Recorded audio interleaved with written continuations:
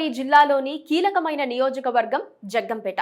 కాపు సామాజిక వర్గానికి పెట్టని కోటగా ఉన్న ఈ నియోజకవర్గంలో ఇప్పుడు రాజకీయం రసవత్తరంగా మారింది. 1983 నుంచి ఈ నియోజకవర్గంలో జ్యోతుల తోటా ఫ్యామిలీలు చక్రం తిప్పుతున్నాయి. గడిచిన ఎన్నికల్లో జ్యోతుల చంటిబాబు గెలిచారు. అయితే జగ్గంపేటలో రాజకీయ సమీకరణాలు వేగంగా మారుతున్నాయి.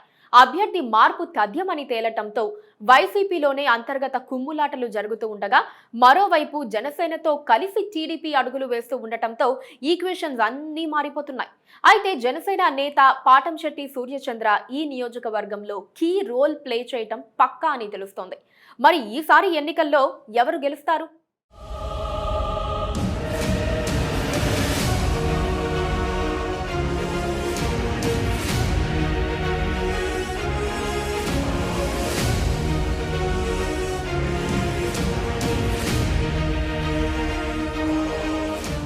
జగ్గంపేట నియోజకవర్గంలో 2019 ఎన్నికల్లో వైసీపీ ఇక్కడ భారీ ఓట్ షేర్తో విజయం సాధించింది.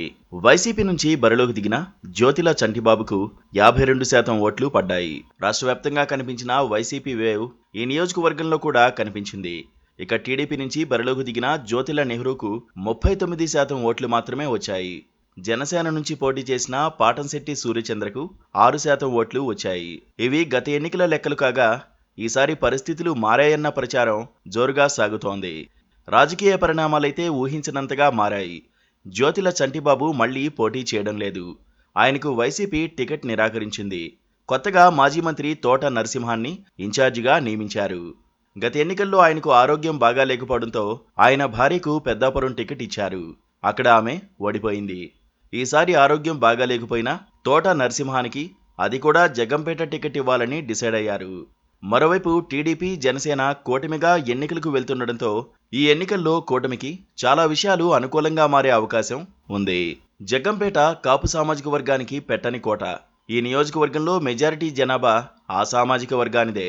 38% ఉన్న కాపు ఓటర్లలో మెజారిటీ ఈసారి టీడీపీ జనసేన కూటమి వైపు ఉండనున్నారు.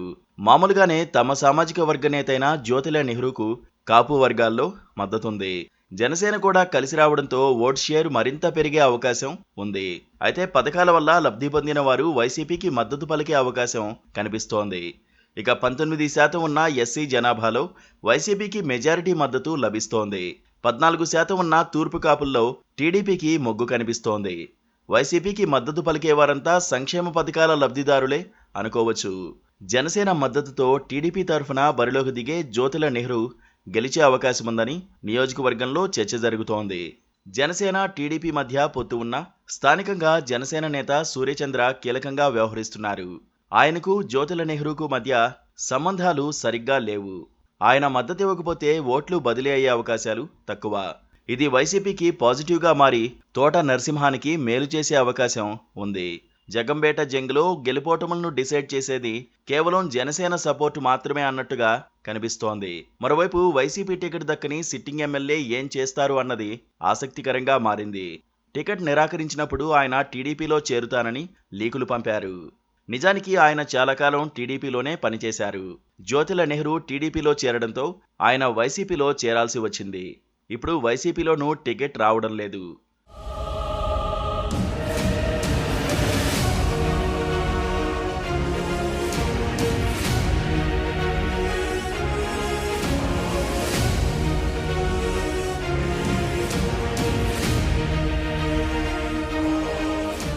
ప్రస్తుతానికి జ్యోతిల చంటిబాబు సైలెంట్ గా ఉన్నారు. ఎన్నికల సమయానికి ఏదో ఓ స్టెప్ తీసుకొనున్నారు.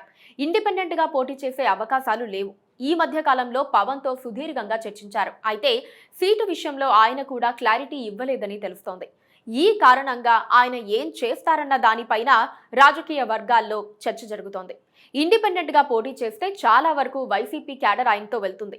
అది విపక్ష కూటమికి మేలు చేస్తుంది. టీడీపీలో చేరిన విపక్ష కూటమికి మేలే జరుగుతుంది. మొత్తంగా జగ్గంపేటలో టీడీపీ జనసేన కూటమికి అడ్వాంటేజ్ ఉందని అనుకోవచ్చు.